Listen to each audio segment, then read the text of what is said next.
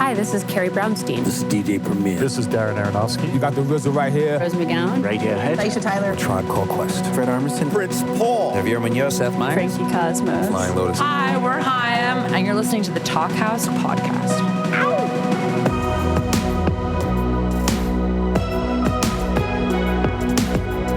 Hello and welcome to the Talkhouse podcast. I'm Nick Dawson, editor-in-chief of Talkhouse Film. On today's episode, we have in conversation actor Harry Melling and writer-director Amanda Kramer.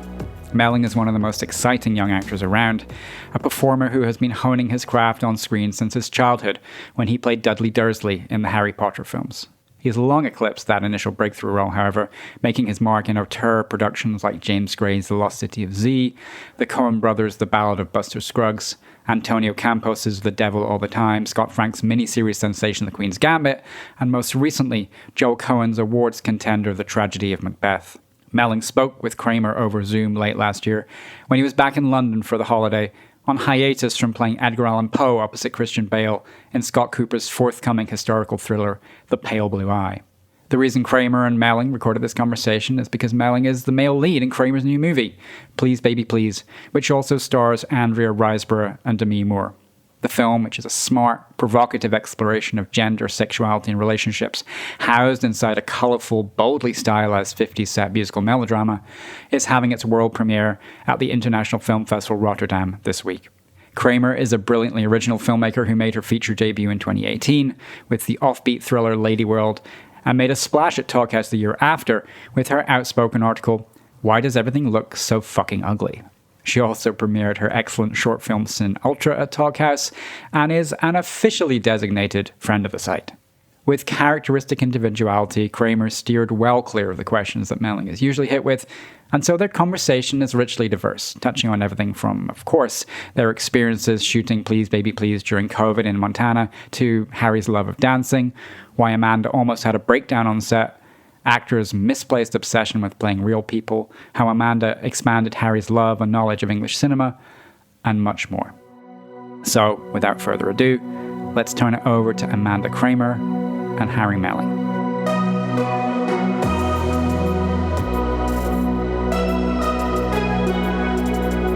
Hi, I'm with Harry Melling, the most awesome. Hello! I did make a promise to everyone I wouldn't call you a genius, but I think I'll probably call you a genius 5 or 6 times, so I'm going to give up on that promise.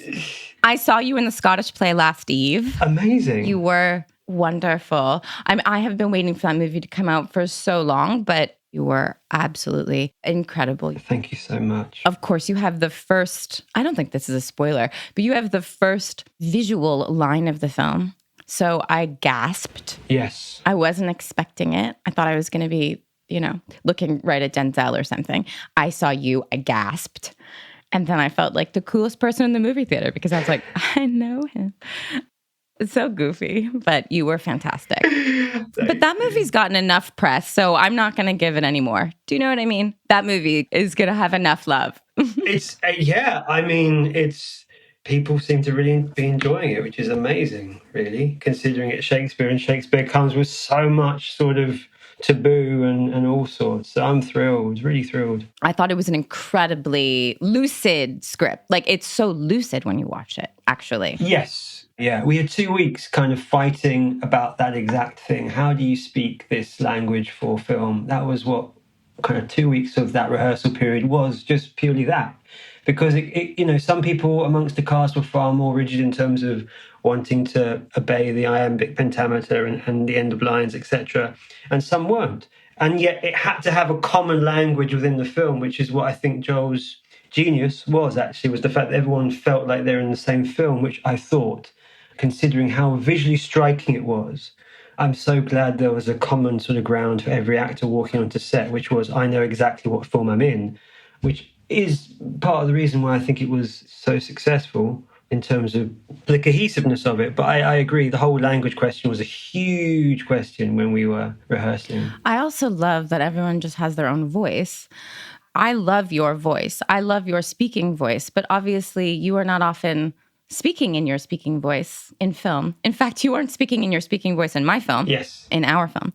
I miss your voice sometimes because I think you have such a specific, particular it's not just your accent. It's like the timbre to your voice is you.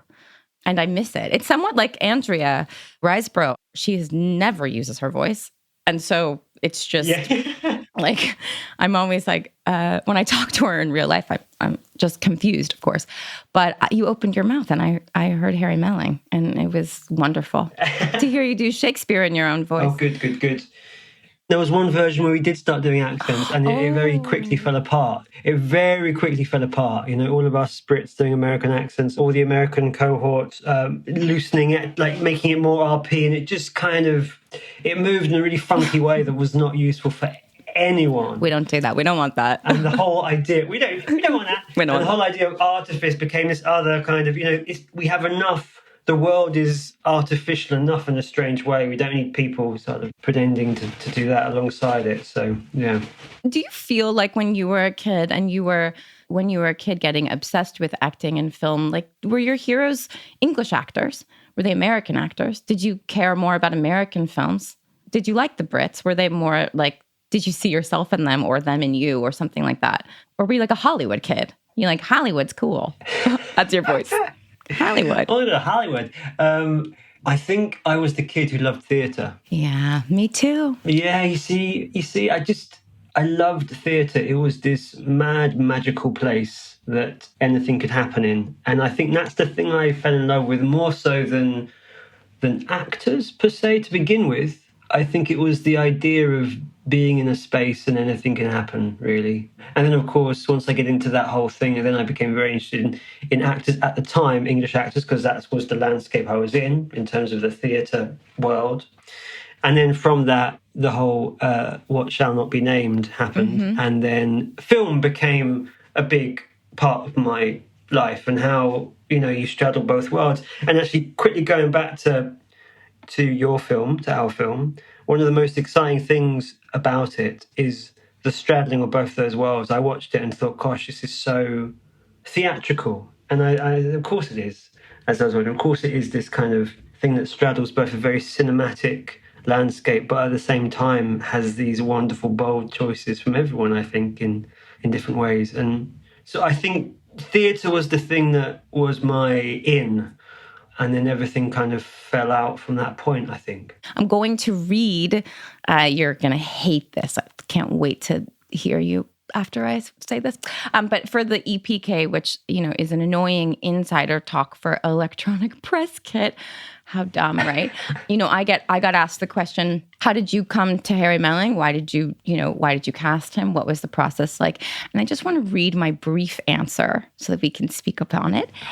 Okay. There was a long list of potential Arthurs coming at me, and I always wanted Harry at the top. When we first spoke, I told him I absolutely had to have him for the part. There was no doubt.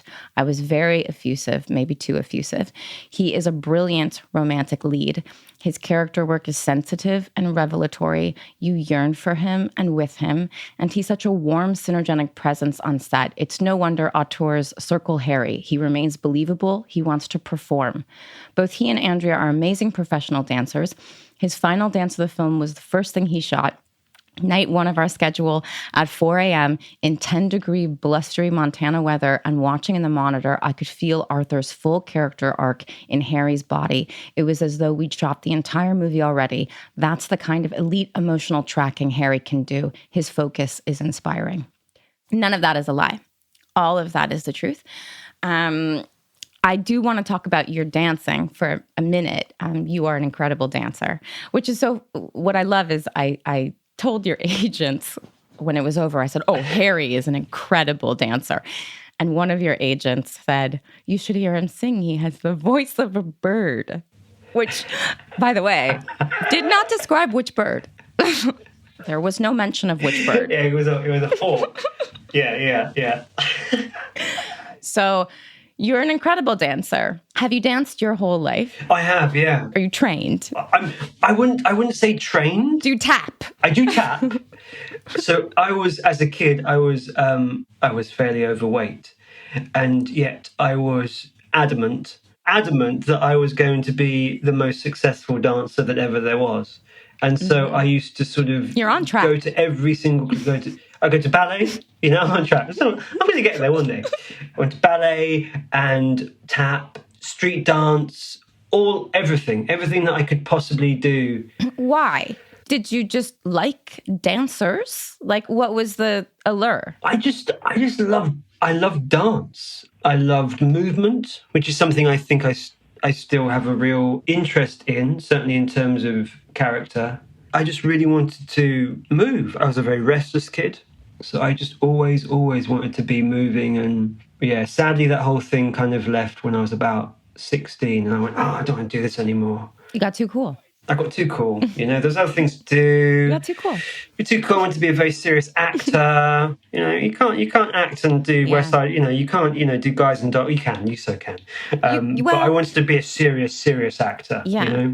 That was my new goal. So it kind of just stopped from there. But I did love it, and often now I look back to dance shows and I'm just enamored by them completely. Yes. I'm determined for us to work together and for you to do more dance and singing, because I have to hear the bird.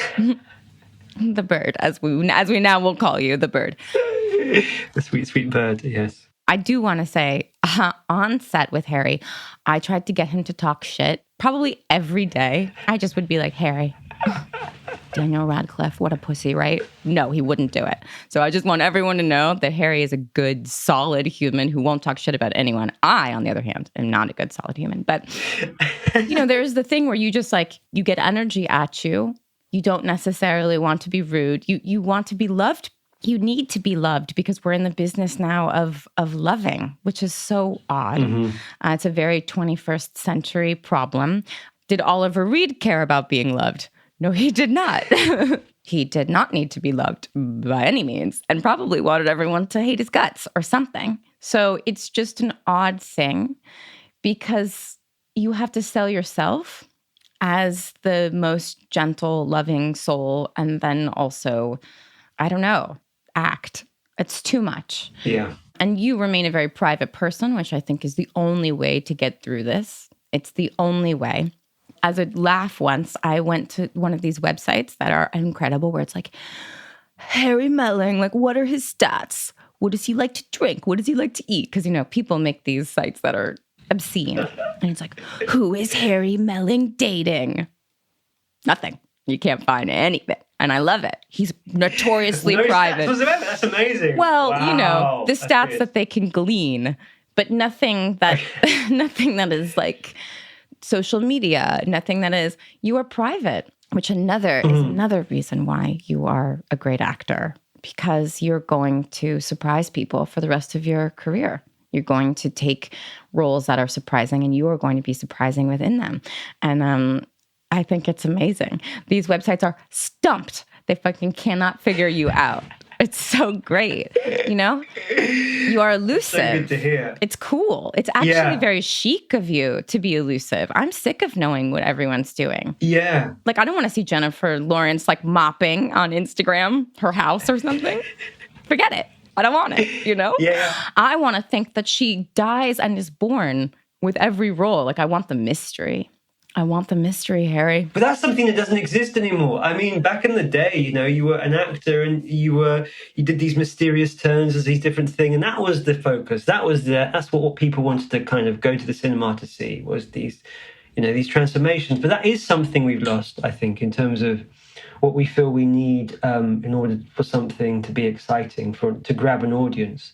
We feel like we do need to watch them do everything in their life and mop the floor and decide what they're going to eat for dinner, and that's just never interested to me. I've never found that an interesting. Plus, I'm so bad. I went on Instagram for the first time the other day, and I put one post up, and I thought, I hated every bit of that experience. Yeah, every single element. We're so of the that same that way. Yeah, I hated the fact that I had to think about what I wanted to show everyone, why I wanted to do it, what am I going to choose for my first post. It just became so the energy that was expelled with all those decisions I had to make just for one post. I cannot do that. That is not something I can give myself over to. Well, you don't need to. I hope not. I mean, you're at the point in your career where you're beloved by audiences and people are intrigued by you, but also, like I mentioned in the EPK, auteurs want to work with you, and they don't need to know the frippery of your daily life. They actually just want to see you do the part, which is incredible. I won't give anything away, but I can't because I don't know anything. But you are, I don't think it's a spoiler to say, about to play Edgar Allan Poe. Yes, yeah. This is so exciting for everyone. I have a really good question that I'm just dying to know, which is why do actors have such boners for playing real people? Can you explain this to me? Like, what is the obsession with the biopic? What is the obsession with being like, finally, I am playing Winston Churchill? It's like, well, Gary Oldman, you're fucking cooler than Winston Churchill. What is it? And now you have to stand up to that, and you have to explain it to me. I am one of those guys again. Yes. This is me talking shit. Right. So I was waiting outside to go and meet a director, and I bumped into a chum of mine who I haven't seen in a long time. We're talking years, and he will not be named. Great. But I bumped into him, and I haven't seen it must have been 7 or so years, a long time. We did youth theatre together, and I said, how are you? What you're up to? And he said, yeah, I'm doing really well. I'm doing a biopic. And I was like, a what? And he goes, yeah, I'm doing a biopic. And I thought, oh, so you're doing a film? He goes, no, I'm doing a biopic. And I thought, what's the fucking difference? Like, you're just doing a film. The fact that you're playing a real person holds no more weight than the fact that you're making a movie. And there is something that when actors play real people and they can start going to the library and start reading about what they did and what they ate for breakfast, there's something in that makes actors go, oh my gosh, this is golden. This is what I've been meant to do my whole entire life, is work out who this person is. And I must admit, all that work is fascinating. Going to the library and reading about what they did and who they were is fascinating, but to a certain point, right? Otherwise, Did you do that? I did a bit of it, but then I soon realised that the more I read about Edgar Allan Poe, the less choices I had with him. Yeah, it's like an impersonation. However, no one knows what he sounds. I mean, absolutely, you are in a very elite position in which like nobody really knows what he sounded like. There's like 3 photos of him. People just know that he has some interesting facial hair. Yep.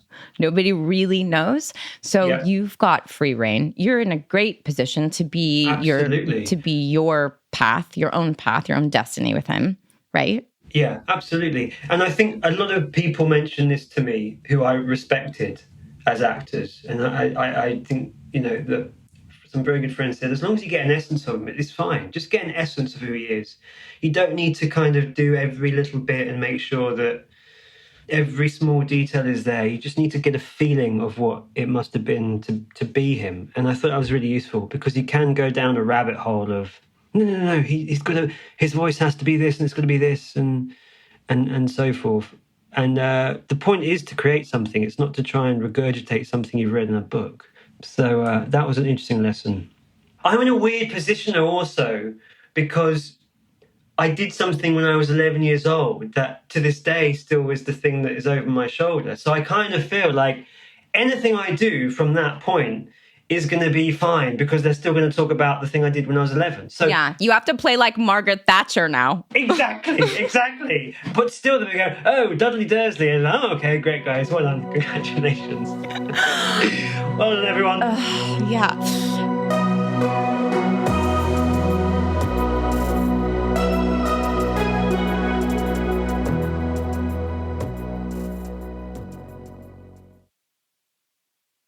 When we were in Montana, there was a coffee shop that we all went to to get our fancy coffee because we're assholes and need our fancy coffee. Sorry, that's just the truth. Harry especially is a huge coffee asshole. And you went off into this coffee shop.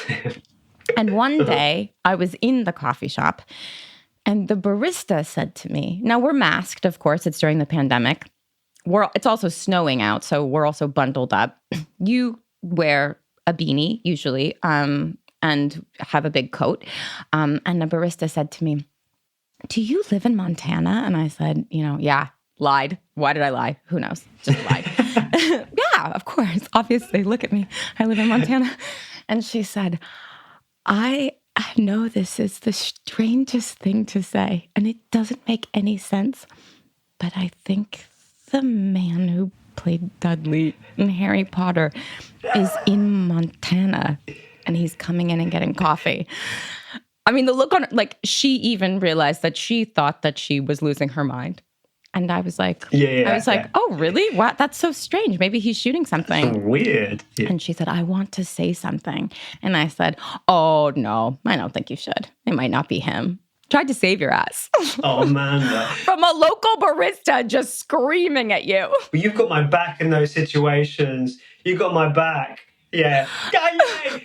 Oh, I want to go everywhere with you and just be batting people away. Smacking people left and right.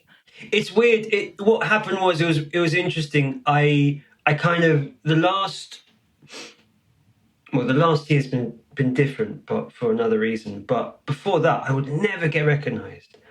Like never. I would not need a beanie, nothing. But ever since the Queen's Gambit, people have put that and then that together and gone, oh my gosh. And so now I have it's more difficult to be wandering streets and so forth. All because people have put those things together, but before they hadn't, so I just kind of went about. But it's a weird thing, and I'm still not used to it. Were you expecting that to be such a phenomenon? No way. We all weren't. It was the thing about chess. I mean, like, it's such a niche subject. Totally. I thought the script was great. I thought Scott Frank, who wrote it and directed, is just brilliant. But we all knew this is a very niche subject matter. This is a very interesting story, and let's make it, and let's just get it out on Netflix. But then it just took on this whole other life. I think we had a lockdown here. I think it's you. It's me. That's the sole reason why is me. I mean, I think it's you. I think it was something to do with the lockdown and people getting board games out, chess being reintroduced to people's worlds, and just the timing of it. But that's often the case with these things. Like, so often people come up to you and go, what do you think of this? Do you think it's going to be successful? I think I can also say that content right now is absolutely horrible.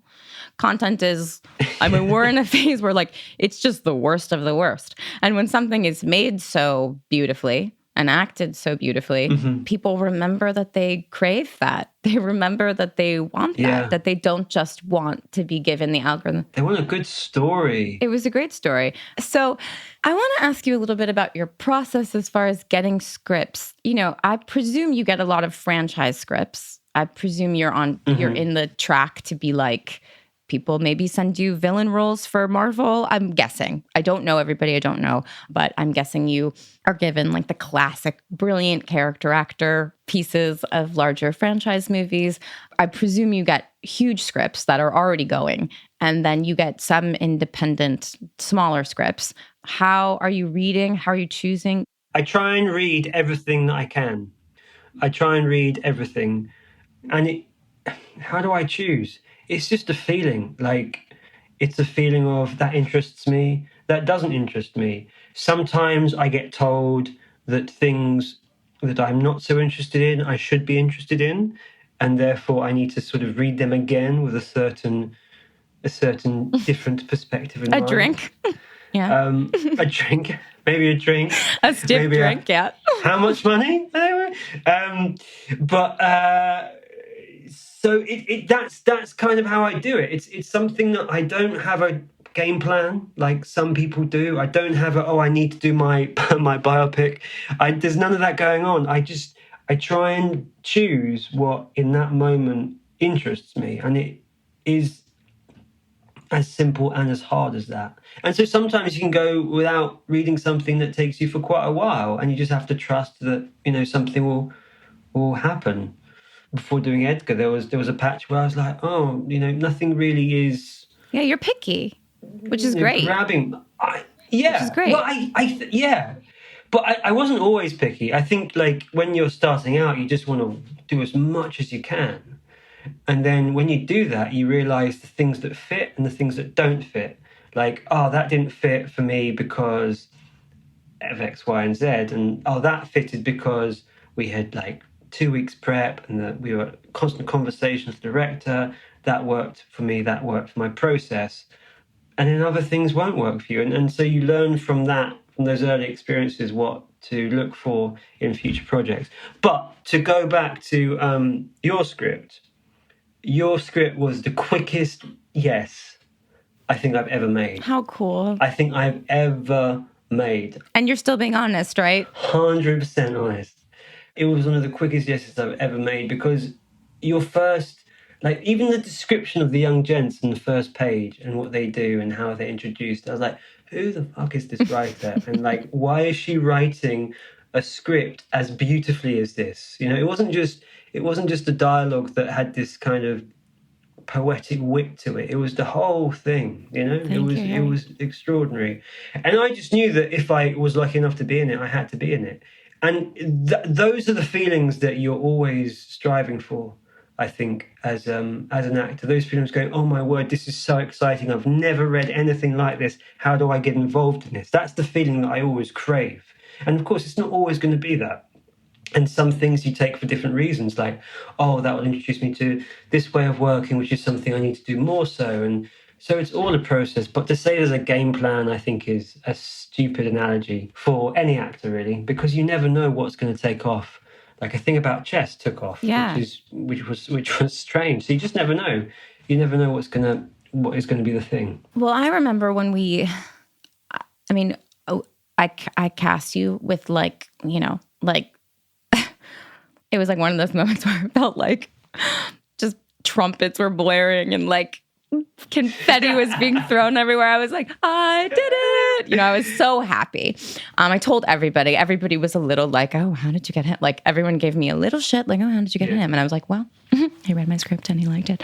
I was bragging, of course, and I will continue to brag for the rest of my life that we work together and are friends. It's a joy. It's a joy, really. But we got to set. I, of course, was there early in prep before you arrived, which was a pain in the ass to get you from England. Oh, my word. Yeah. I thought every day, I was like, he's never getting on that plane. He's not getting to America. Like, we are screwed. And then you got here and everything was fine.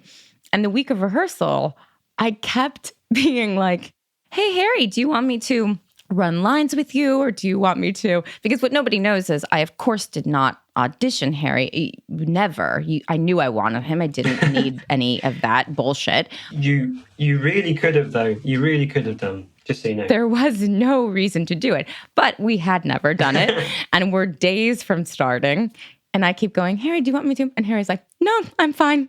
And I'd be like, okay, try again. And Harry'd be like, no, I'm fine. I was like, maybe I should say yes. But like, I kind of feel like I'm good on this one, but maybe I should have said yes. And Andrea Riseborough did the same thing. And I thought, okay, maybe this is just how the Lambda Rada geniuses are walking around in the world. They're like, we don't need it. Okay, frankly, we don't need it. Go talk to one of the Americans. We don't need it. So I'm thinking, okay, everything is all set. But as I'm getting closer, I was getting nervous, frankly, mainly because I had never heard what voices either of you were going to use. I didn't know if you were going to do strong New York accents. I didn't really know any of it. And so I do remember this, the very first night the two of you were together in costume and you were shooting your first scene, I had like an emotional breakdown. I walked up to the two of you and I was like, I can't believe how good you're being. Not because I didn't think you would be good, but I had not even seen an instant of it before we were rolling. Mm-hmm. That is such a trust fall. And of course, with the two of you, I never regretted for 1 second the trust. I tell people all the time, I barely directed you. I felt like you knew exactly what to do. A great Harry story from set, if you don't mind, Harry.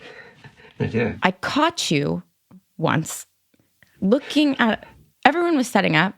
You know, Harry likes to come to set, look at the set, look at the lights, like just be there, just walk around, you know, not get in anyone's way, but just, you know, be present in the room, see what is coming.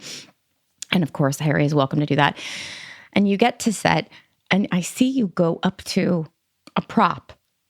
And you're like fucking with the prop, but by yourself in the corner. You're not like bothering anybody, but like I'm watching you and I'm just seeing you interact with it, like how heavy it is and like what it's going to feel like to pick up and how you want to pick it up. And do you want to like bring it closer to your face? And is one of the most amazing moments of a director's career, to almost like an invisible fly get to watch an actor they have such respect for do such a strange, intrinsic thing. Mm-hmm. I was just so allured to it. And then when I watched you do each take, I realized that you had already sort of mastered the prop. You understood how to use it and how you would use it. And in each take, you used it a slightly different way. This is like nobody else I've ever worked with. A very specific and beautiful thing. Amazing. So I think about that sometimes, how we had no preparation and yet you showed up and really just knew exactly what to do. Or maybe I just picked the right person and therefore that's the do you know what I mean? It's like maybe it's not about... I do, but I always think when directors say I want you to do this, there is a bit of me that goes, are you sure? Like, are you 100% sure? Because the act of faith you guys have to make in terms of, I am going to give my script that I've spent X amount of time making and drafting up and making it as perfect as I possibly can to you. And that is my gift to you. And now it's your job to try and make whatever you will from it. And I always think that is one of the most generous acts that someone can do.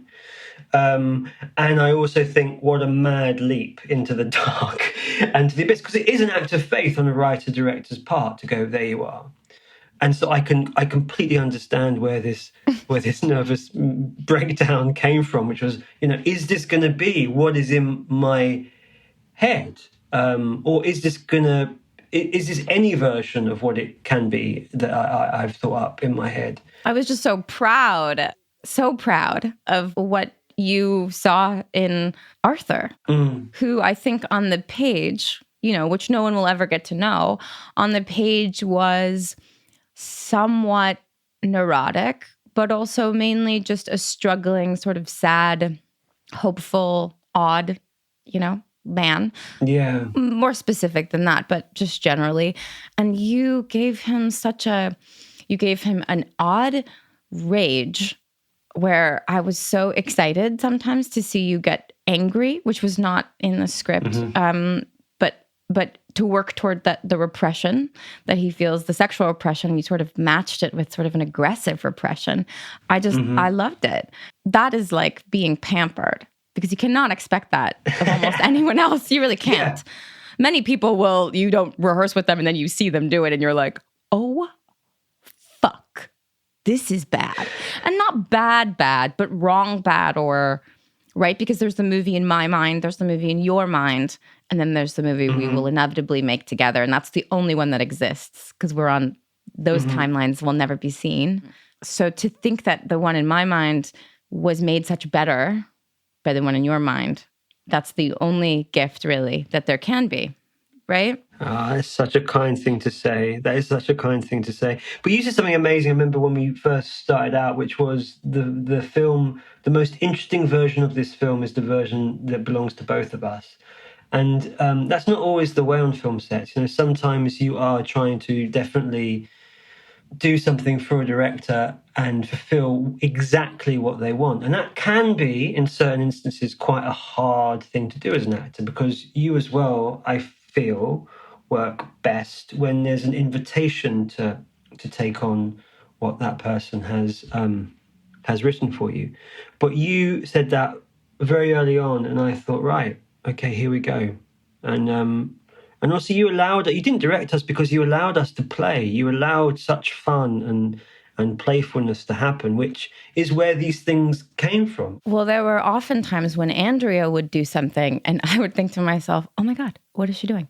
What is that? And I would see, of course, I would love it. I would be so nervous for you. Like, is he going to respond in kind? Like, does he even want to be responding? And you would just, without even losing a beat, just be right there with her.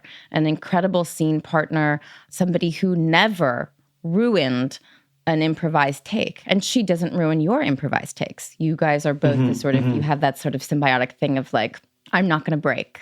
You're going to do a weird thing where you bark like a dog. Like, I'm just going with it. You're going to slam the table and I'm not expecting you to. Absolutely. And those are the takes I used. So I guess because it's the end of the year and, it's just a regular thing on everyone's mind, like, how do you get away with not feeling regret for films, for roles, for performances, for even minor choices? Like, I don't know what your process is if you watch your films or if you watch yourself or if you judge yourself, but I would like to hear about that because I don't even like photos of myself. Well, I'm not an actor, but a photo of myself from being 17 is like, shoot me dead, please, before anybody. And I'm lucky. I am from before the internet, so I can be obscured. You cannot, but also because you're an actor. Yeah. So how do you deal with that, with remorse over anything, over any part, over any choice in a part? Yeah, I think the world has changed in terms of self-taping now is such a thing. So actors kind of need to get with the program in terms of watching stuff back because you have to go, okay, this one send, this one send. So that's the thing that's part of the process of acting now is watching yourself back and deciding which one you want to send. In terms of filming, I do watch everything back, but I'm very aware of the things and the triggers that might happen whilst watching that back. I mean, I don't really ever watch myself back and go, wow, you are I know. I asked you what you thought. amazing. I asked you what you thought when you watched the movie. I said, did you enjoy yourself? And you said, as much as one can, which I think is as much as one can. As much as one can. I think that's it, though, right? As long as you're not going, oh my word. Like, as long as it's not mortifying, it's fine. And the point is, it's not about watching yourself back at the premiere. It really isn't. I love watching the thing as the whole to see what directors and the whole production have done to things. I find that fascinating. I loved watching Please Baby, Please Back so much for that very reason, because it was so everything I wanted it to feel like and be. But in terms of my own performance, I can't ever properly have an opinion on that. I can have an opinion on other people's works and what I think is successful and what isn't successful, but my own work, it's very hard to do that because it just is. So I like to put my energy into the making it, not this sort of the watching it back. But it is an interesting thing, isn't it? The fact that I was thinking this the other day. When you do a film, what is the point at which it actually happens? You know, what is the point at which that scene is that scene? Because there's no point in time where it is. You make it, you film it, you then edit it, you then put all the sound together, you then grade it, so at what point is that scene that we see at the cinema, when did that happen? And the truth is, it's happened over effectively a year or whatever, however long it takes. And that is quite a confusing thing as an actor to comprehend. Whereas with theatre, it's much simpler. Do you ever get in bed at night and go, well, there that fucking goes? Like you're on set, you've been waiting for a big scene, a big moment. Suddenly you're in bed. You're like, I don't do that again. I've been waiting to give those lines. Yeah, that's that. Does that come with any pain?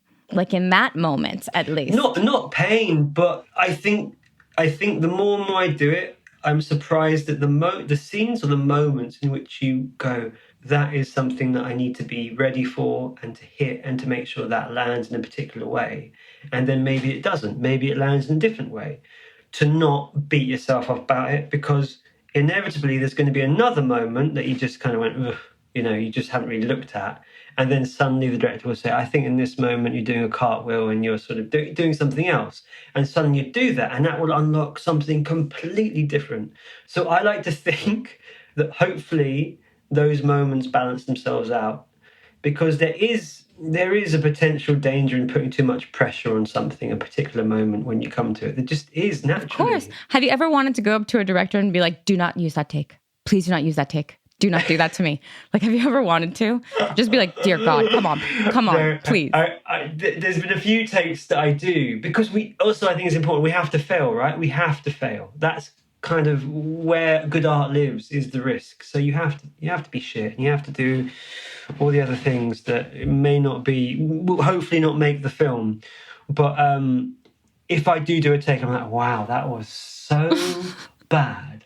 I was like, that was some of the worst acting I've ever done. And it could be even like taking a note from, and I've done this, I'm thinking about one now, but taking a note on and then just going, yeah, that's really good now, that's really good now. I'm going to really go for it. And then you go for it. And it's like, I went for that so hard and so bad. And I hope that never sees the light of day. But you don't say anything. You're just going to go, you know what? You can't. You can't. Wow. It's not yours. It's not yours. It's theirs. I could not give up control like that. I could not give up control. It is an act of faith. On your act of faith with me and Andrea being together, and I remember that outside for the first time and going, you know, is this going to work? Is this going to be the two people? It's exactly the same for us. We have to go, there you go. You can use whatever you want from that. It's the same. Which I guess is why you have to like your director. You have to trust your director. Absolutely. You have to think that they're going to do you right and that they're not just going to shit all over you.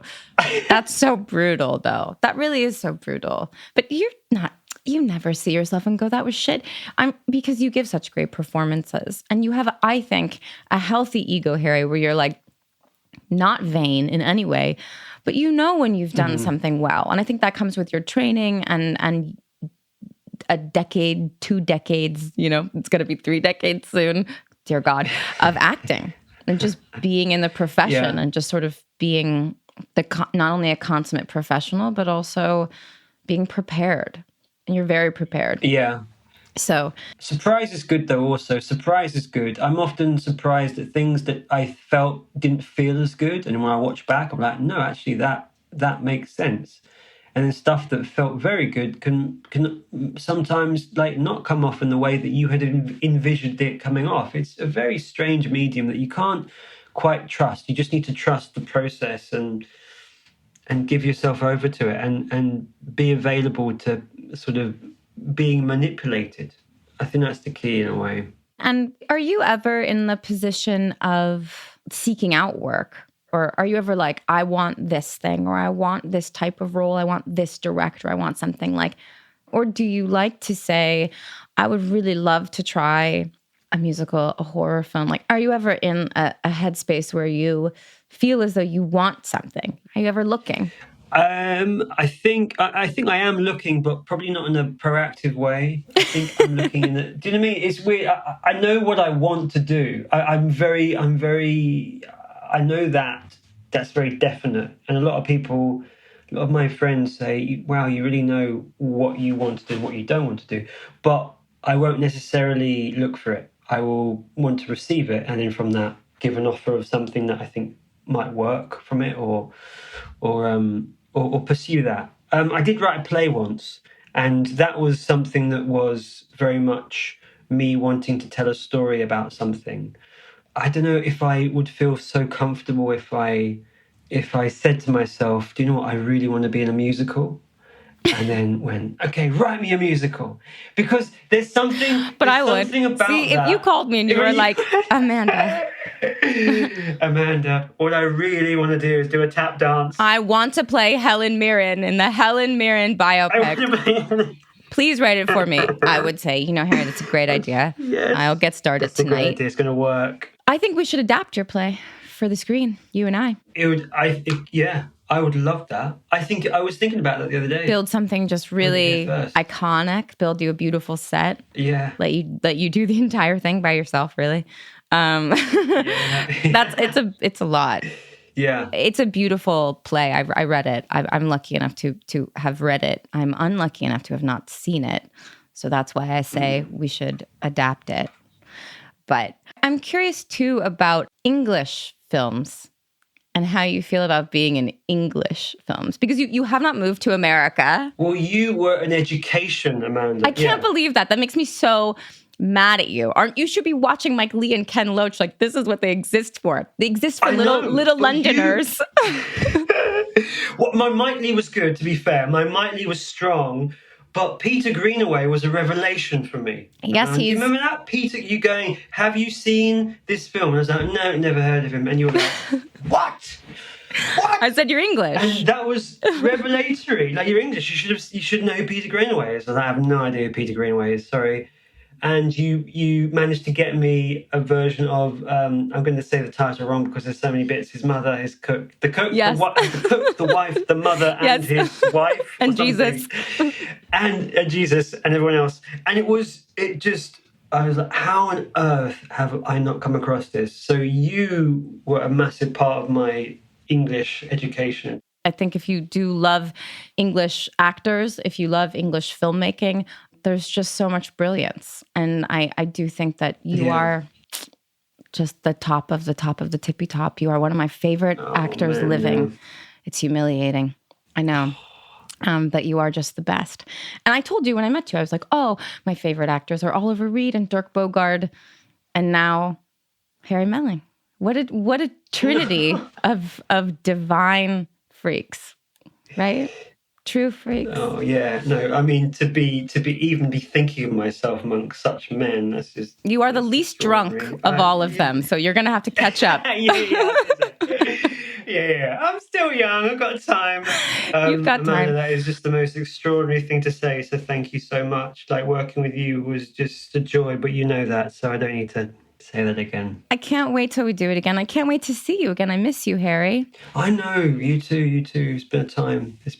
I can't believe you guys are shooting on the East Coast. It's such a bummer. Or I would show up on set every day and be like, hi. Please enjoy the rest of the holiday with yours, and enjoy your family before you have to, quoth the Raven, nevermore. We're all just dying to see that. It'll be like Macbeth. It'll be like, I'm waiting for way too long to see you again on screen.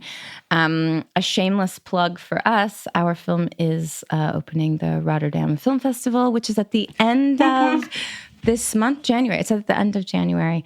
And I just can't wait for everyone to see Harry Melling play Arthur. That will be such a divine pleasure to have us linked in all forever, really, forever. Yeah. I'm going to be on your Wikipedia page. So amazing. The elusive Harry Melling's Wikipedia page with no information on it. No stats whatsoever. No stats. He is a ghost of a man. I adore you, Harry. I will talk to you soon. Talk very soon. Please don't be your typical self and take forever to get back to me. I know, I'm the worst. No, you're living a life. So that's how it should be. You're not online. You're living a life. I'm phones. Yeah, well, yeah. You're the best, Amanda. You really are. You're the best. Thank you. You're amazing. Have a happy new year, Harry. I'll talk to you soon. Thank you so much to Harry Melling and Amanda Kramer for being on the Talkcast podcast, and thanks to you for listening. Please Baby Please premieres this week at the International Film Festival Rotterdam. This episode was produced by Melissa Kaplan, and the Talkcast podcast theme music, as ever, was composed and performed by The Range. For more filmmakers talking film and TV, visit talkcast.com/film and go check out a number of pieces by Amanda. Subscribe to the Talkcast podcast on Apple Podcasts, Stitcher, or wherever you got your podcasts, and go dig into our archives. I'm Nick Dawson, and until next time, take it easy and stay safe.